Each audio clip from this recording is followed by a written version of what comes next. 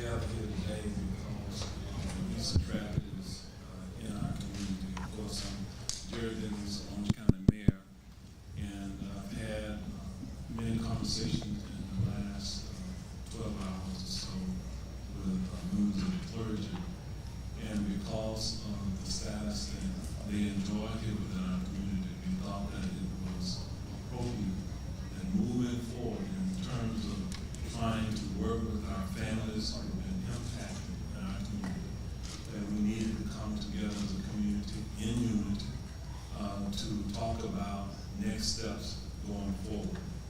I do applaud Bishop Derek Gray for opening up this church today here at the Experience Christian Center to begin the process of having a dialogue about where we go from here.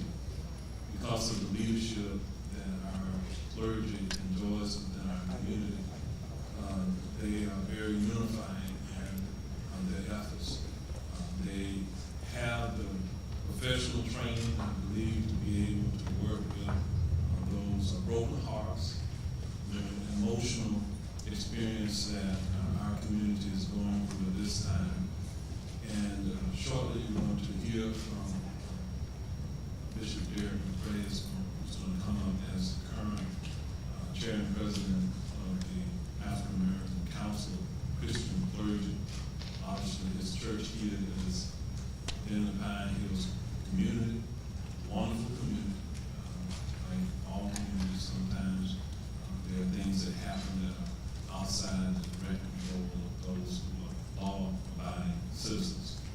And that is what we're dealing with today.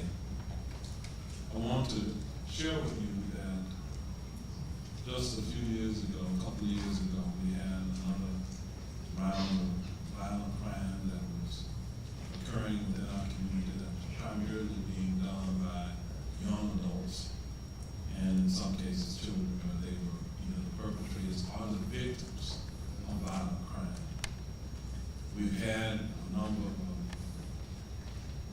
significant shootings within our community, mass shootings as a community that has impacted all of us. And so what we're doing today is having this community conversation about where do we head from here. One of the things that we're going to see in the past when we're dealing with these issues, we impaneled a citizen safety task force that met for several months and made recommendations about what we can do in our community to be proactive to prevent violent crime from occurring by investing early in the lives of youth. The Board of County Commission allocated dollars to that effort.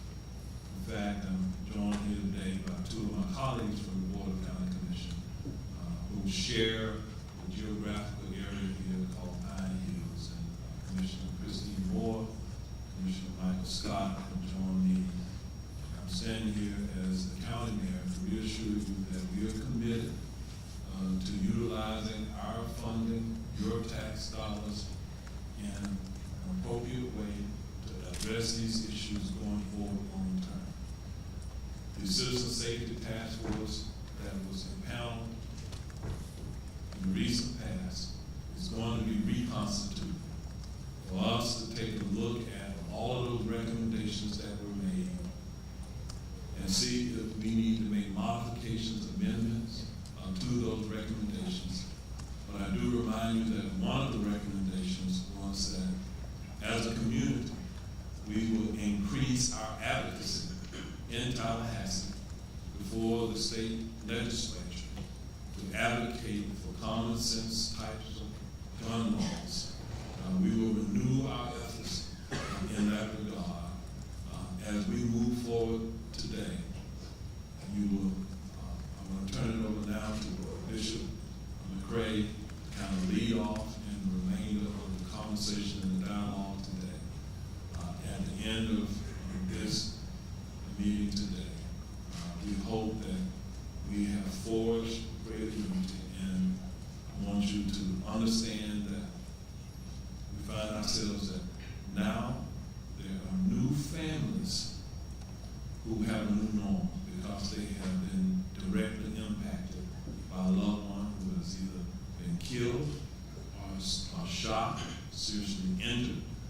a result of this incident. So here's an opportunity for us to take that passion, that concern for those families, and turn it into positive action to bring about change. We cannot do that if we do not stand together as a community as we move forward. So with that, I'm going to ask Bishop Derek McRae to come forward and kind of lead the remainder of this conversation. Thank you.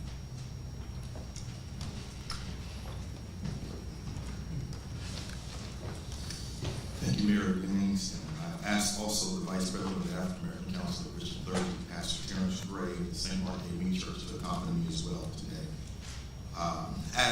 As clergy in the faith community, we understand that there is a shared responsibility for public safety within our community. And as clergy, we stand not just in faith, but also in action with our law enforcement officers, with our elected officials, and all of our county partners to restore safety in our beloved community. We know that it takes more than policing to prevent violence, and just as we have come together before, we commit to doing our part to ensure that we stand in the gaps as a voice for the voiceless. We're committed to this divine call and calls, and will continue to advance violence prevention strategies that center people and save lives. This morning we have met, and we are constantly working with national entities like Clergy for Safe Cities and others to help assess and reassess the efforts that have been made through the Mayor's Citizens Safety Task Force to ensure that we're doing all that we can to help end the gun violence within our communities. We do, however, want to ask that our state legislators there in Tallahassee, we ask them not to pass the gun laws as they stand now that would make our communities less safe. I look forward to the day when we in our communities are no longer devastated by these lingering effects that take place from these gun shootings that are happening within our communities. We stand in prayer with all families in all communities around this issue, and we will continue to do our part to seek safety for all in our communities. There will be a follow-up meeting that will also take place for the Pine Hills residents and those who wish to be a part to really help us put action items into place. That will take place at 5:30 next Thursday here at the Experience Christian Center. There will also be a prayer visual that will be coming out very shortly. We ask that you stay tuned as we work to collaborate with all of our pastors across the community, because we know that prayer is necessary and needed, but we know that it's also not the extent of the involvement that we have to have. God bless you all. This time we have comments coming from Sheriff John Mina.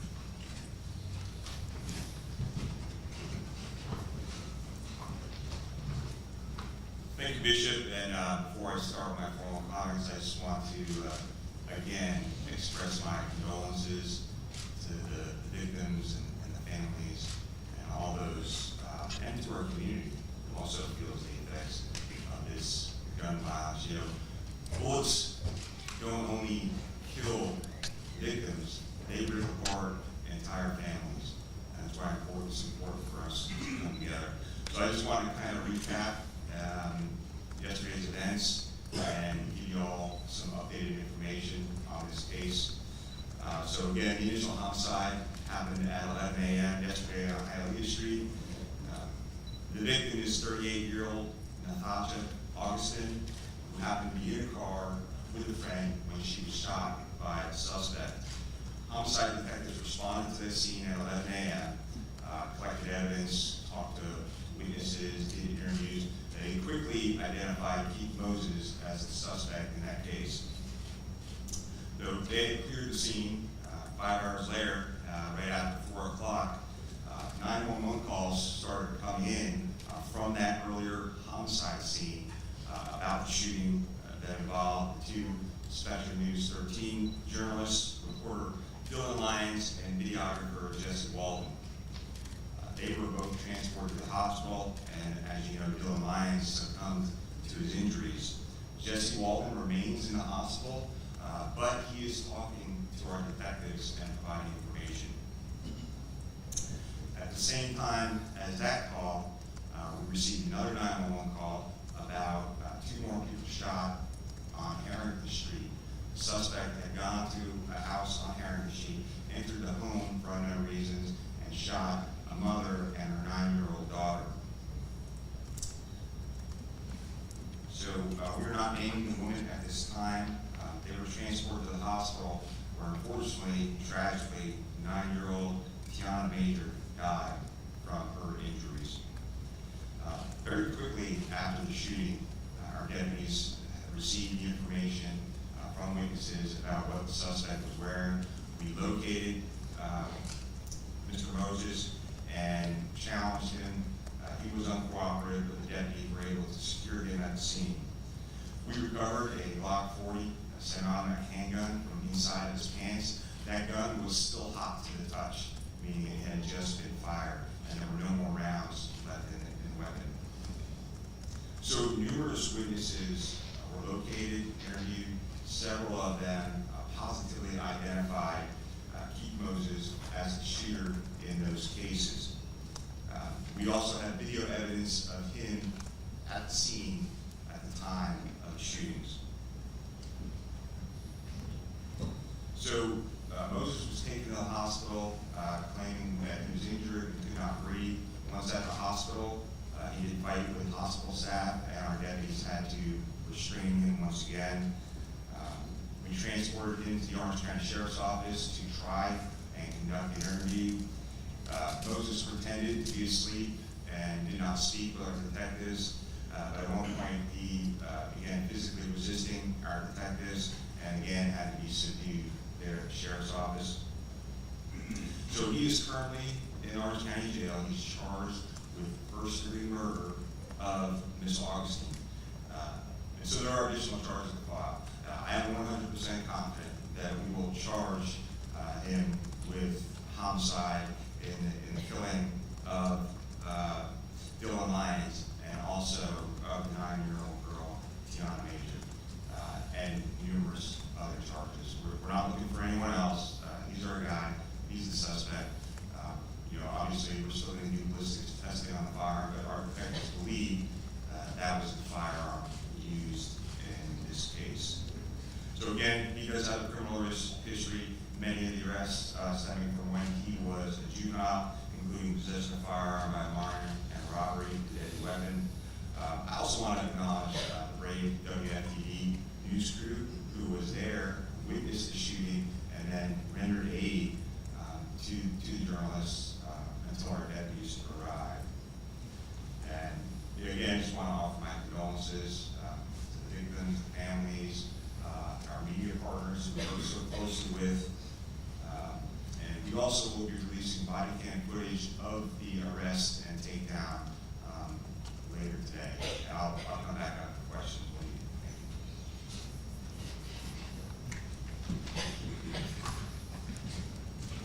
Thank you, Sheriff. At this time, we would have State Attorney Monique Burrell shoot at this time.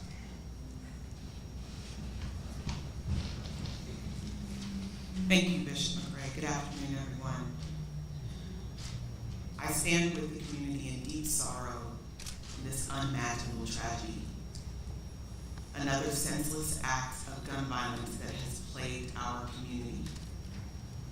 Gun violence is a national problem. It is not unique to the Central Florida area, but unfortunately, we have seen our share of gun violence here in this community.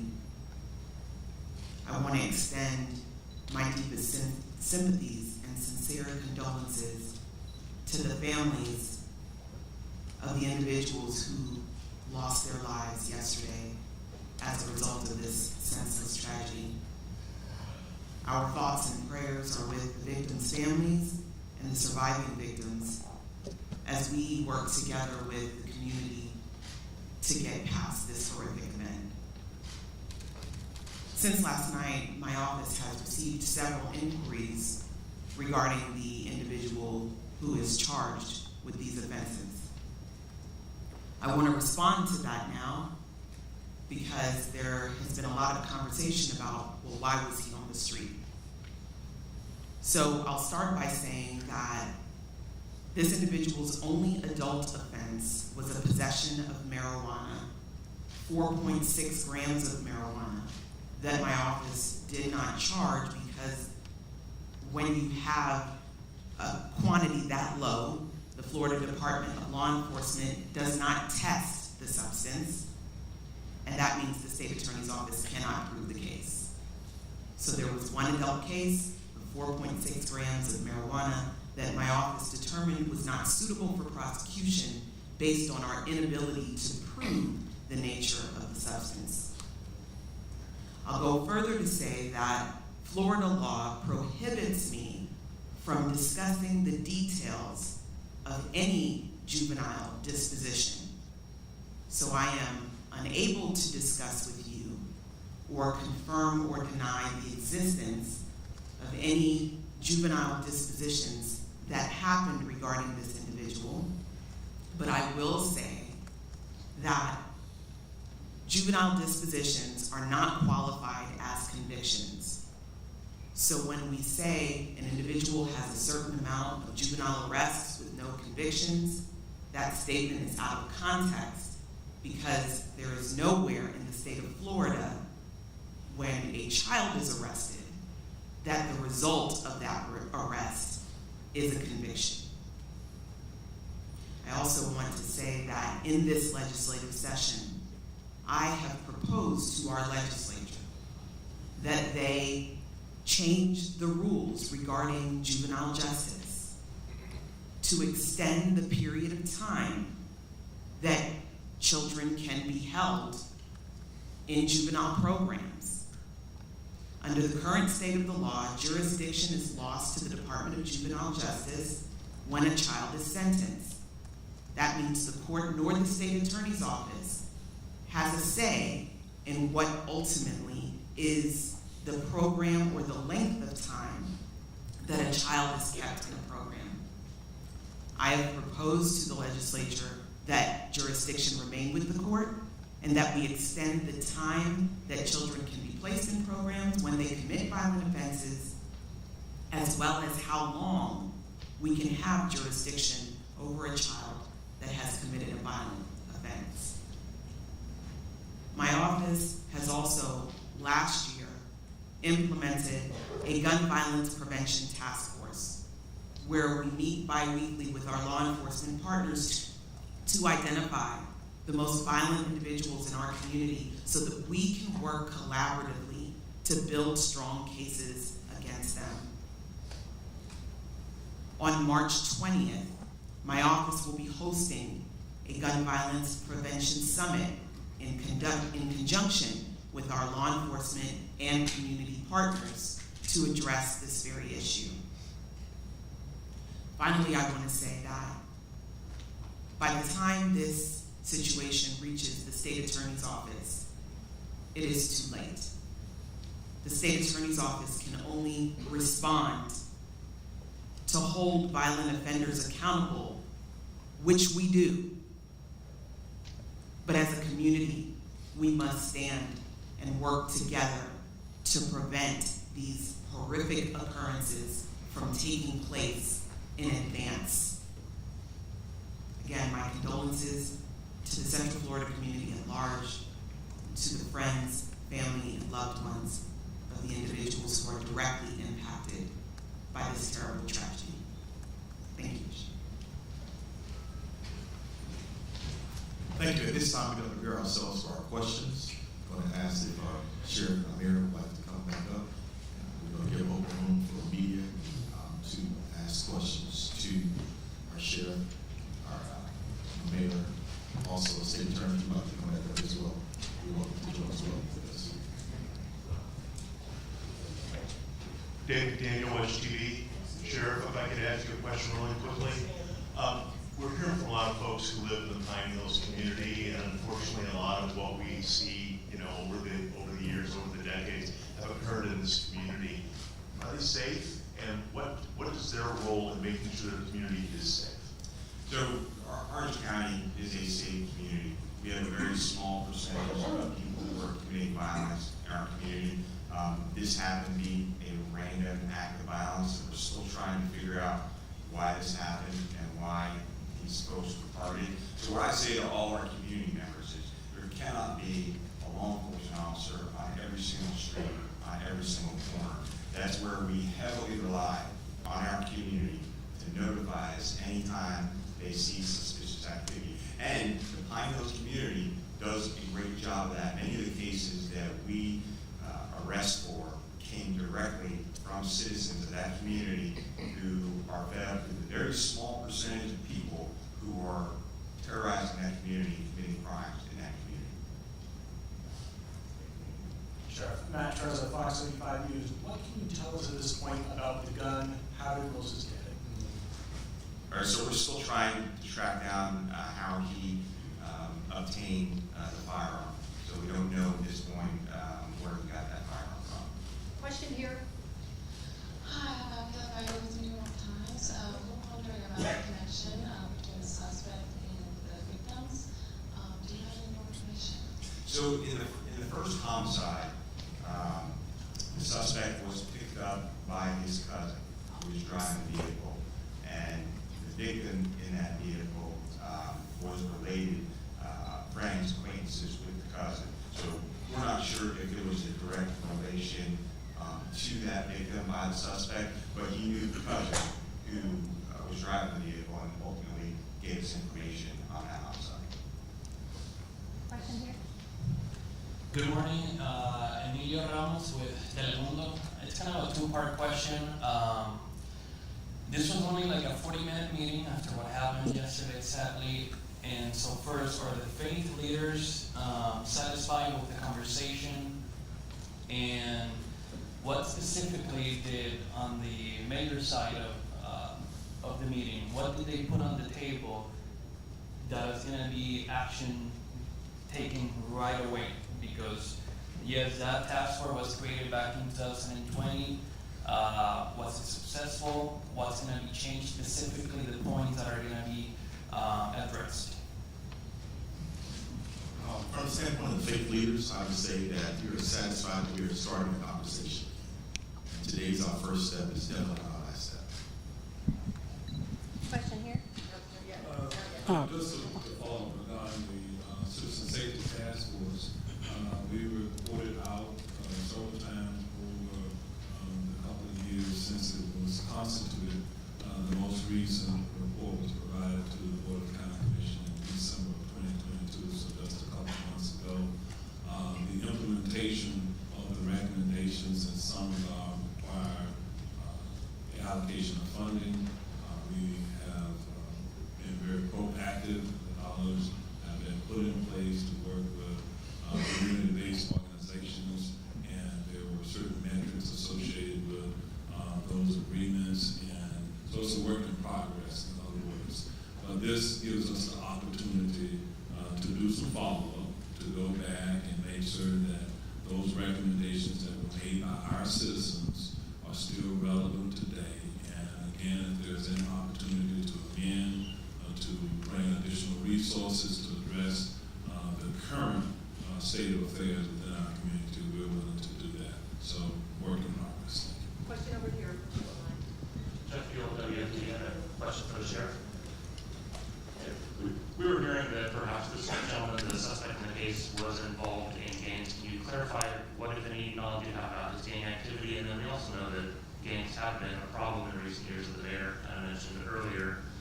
Can you tell us what you guys are doing to get a handle on the gang problem and what else you think needs to be done? He is a known gang member. This was not gang related. I will tell you that our gang unit, our tactical units, our community oriented policing units work very, very hard to combat some of the gang violence that we have in our community. We have taken literally thousands of guns off the streets of Orange County. We've made hundreds and hundreds and hundreds of arrests of gang members with guns committing crimes in our community. Question here. Yeah, this is Melissa Thomas with Florida National News. So my question as it regards to the citizens review, well, I know you're saying it's a work in progress. Are there some common pain points that you've noticed from 2020 leading up to the conversation that you guys have had today?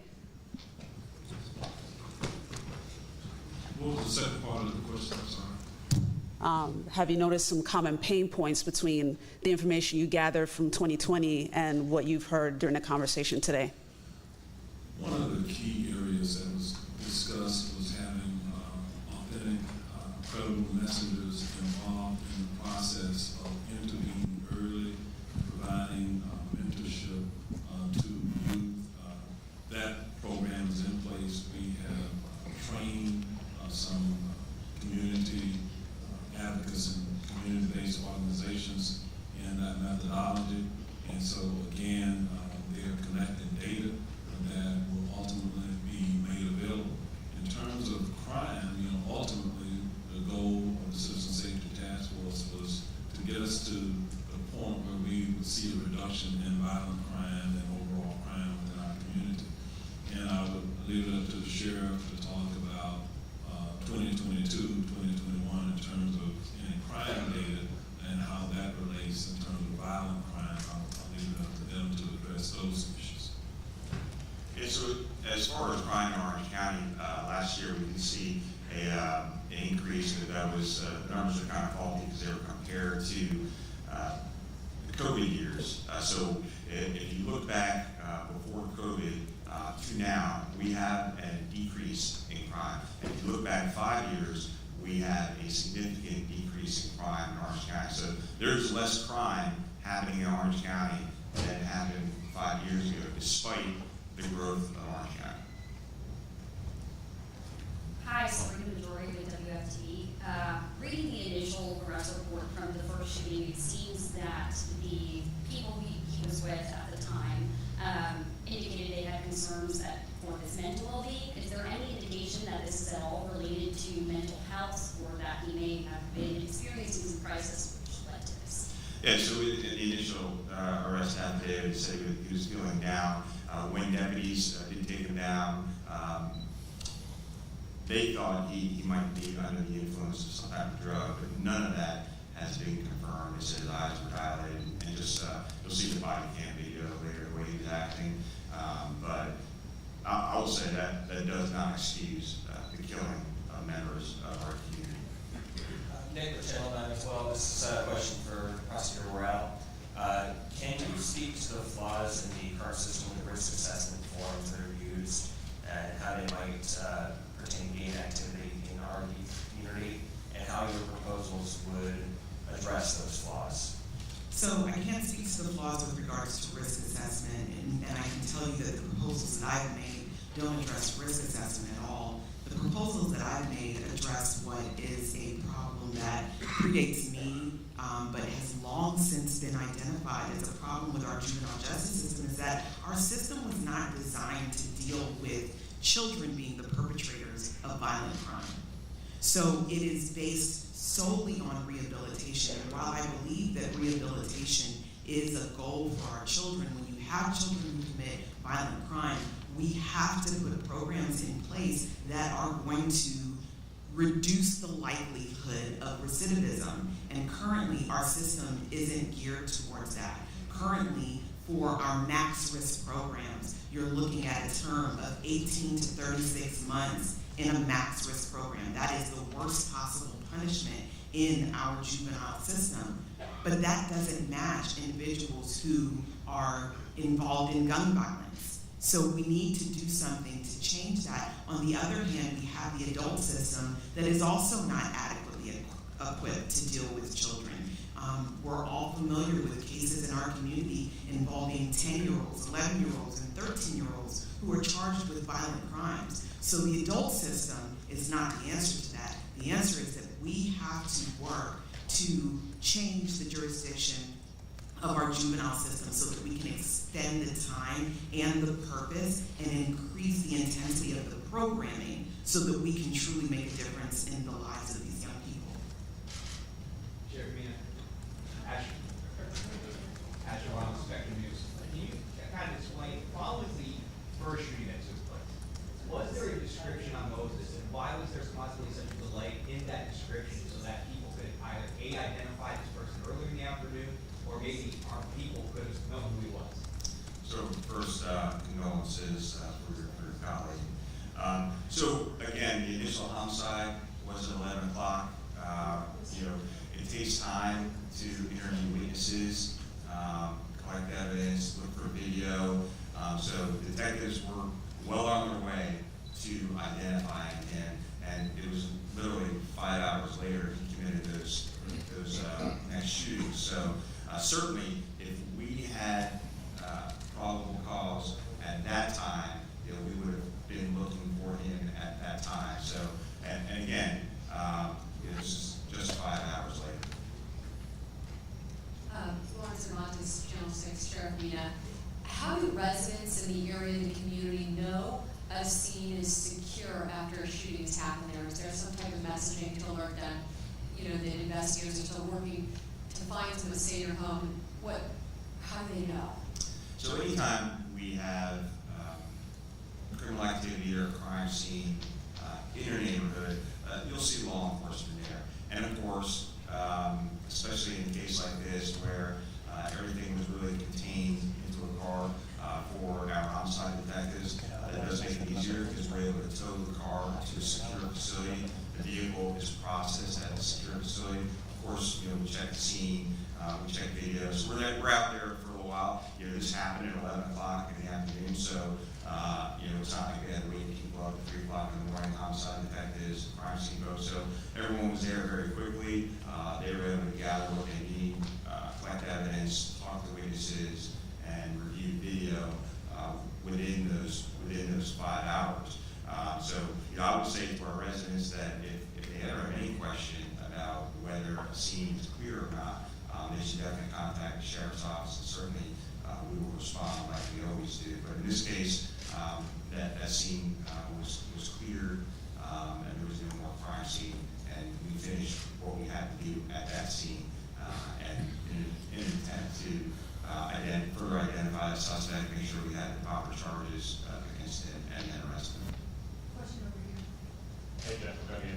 Serena touched on this a little bit earlier about his particular mental health, and you may not know what was going on with him, but it seems like in a lot of these shootings, a lot of the violence, we do hear about mental health being a problem. How big of a problem is that, as far as you guys are seeing, and what are some solutions you think could be done better to deal with that?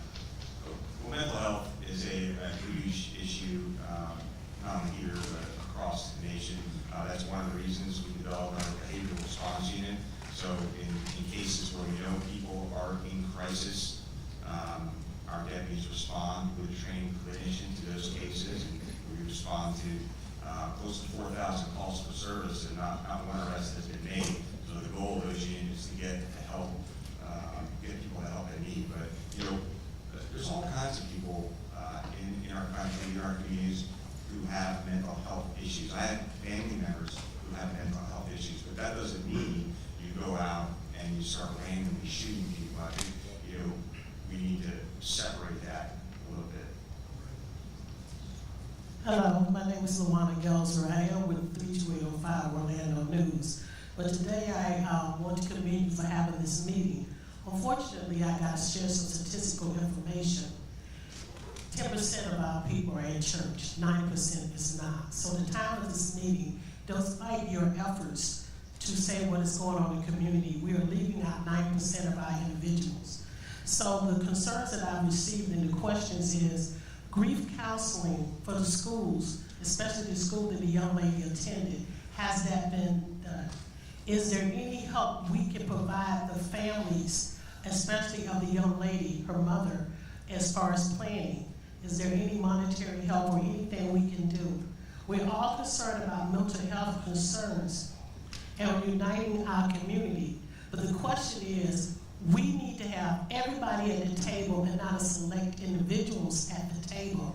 And so we're concerned about mental health. Will that be something you take up?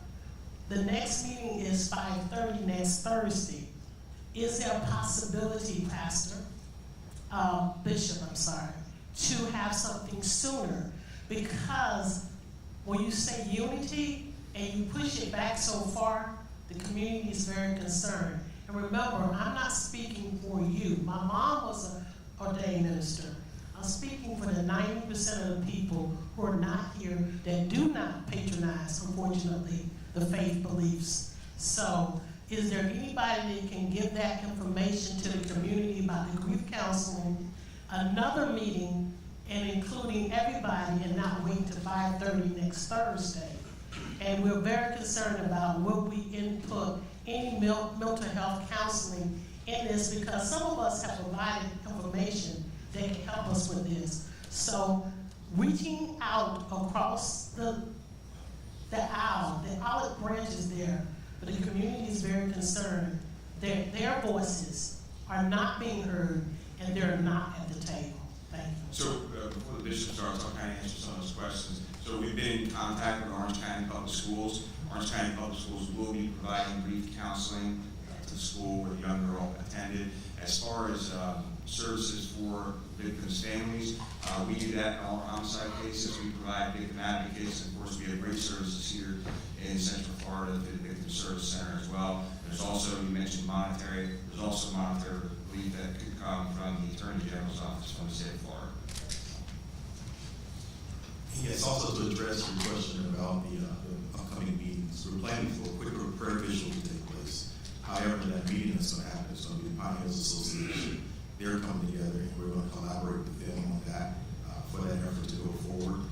We are definitely open, and that's kind of what we're starting today. And as I said in my comments, this is the opening to the beginning of it. It's not the conclusion of it. We really pulled things together kind of late last night, and so today is a result of what you've seen from just that quick effort. But all hearts and minds are needed, and we welcome any kind of conversations. To follow up on the mental health piece, you may recall that perhaps a year and a half or so ago, we impounded a critical review of the delivery of services for mental health within our community. We identified a $49 million gap at that time. What we have done in Orange County within the current fiscal year, starting October 1, we allocated an additional $10 million to address the mental health issues within our community. In addition to that, we are providing funding to the Sheriff's Office for the behavioral response unit, the crisis response unit that the Sheriff just talked about. We will look for other opportunities to engage with those who provide mental health services within our community to make certain that we are addressing the appropriate demographics. And by the way, our community was a recipient of HUD funding for mental health services for youth within our community, and all of that is at play. As we reconvene the Citizen Safety Task Force, it gives us the opportunity to once again take a look at how we're allocating those dollars to make sure that it is being spent in the most beneficial way to our community. I think, I'm still concerned about who was on the task force, and we're very concerned about how the selection process take place. Once again, there's certain people, we might not always agree, but we bring a lot to the table. Could you please revisit that? The community is very concerned who's at that table. Because if they feel that they're being denied, we're already talking about unity, but we're not at the table. So it doesn't have to be me, it can be others. But unity means bringing us all to the table at the beginning. Well, I can promise you that it will be representative of the broad community that we serve. So you'll hear more about that in the very near future. I think we have time for one additional question at this time, and then we'll wrap up. There may be individuals who are here who may be available for the one-on-ones, but Hang on. I think let's do that. Well, I appreciate it. Thank you, first of all, for having availability for all of you. This is actually for Sheriff Mina. You said during your opening remarks, talk about random. Was it random? Was there a motive? Why did he return? Have you figured that out? And anything else, any other details you can give us about the thought process there? It's all great questions. Because Moses is not speaking to us, we're unable to determine a motive. at this time. It is unclear why he shot the first victim. It's unclear why he targeted those folks in the news media, and it's unclear why he shot a 9-year-old and her mother, all in that same area. I would tell you that the news vehicle, I saw it, didn't have any really markings that stood out, and I know that the suspect had passed by another news vehicle as well.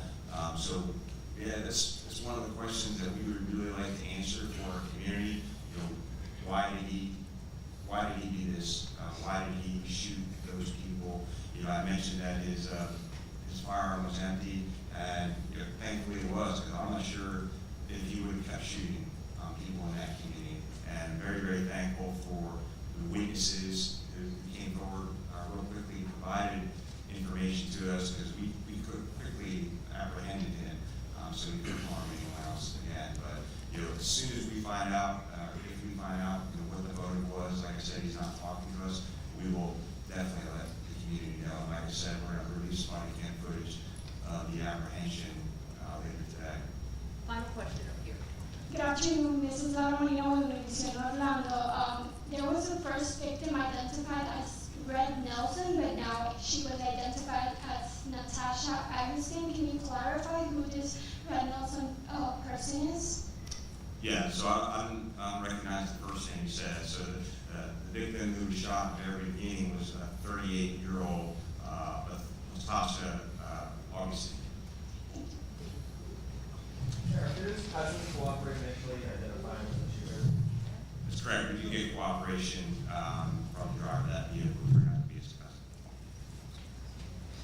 Okay, let me just say, we're going to conclude this portion of today. Let me just say thank you to Bishop Derek Cray and Experienced Christian Center and the African American Council of Christian Clergy for being here to host this event. We will transition into one-on-ones for those who want to participate in that. All of us offer condolences to families and to our entire community that have been impacted by the events within the last 24 hours or so. But the goal here is to translate any anger, if there is any, or any concern, into action afterwards that will propel us to hopefully come up with some meaningful solutions to reducing gun violence and violent crime within our community. And it takes all of us working together. So thank you all for being here today, and we'll transition to the one-on-ones.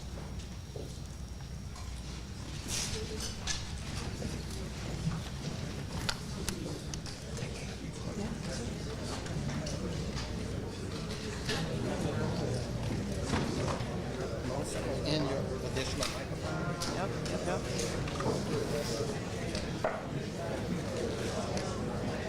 Here we go, Rick.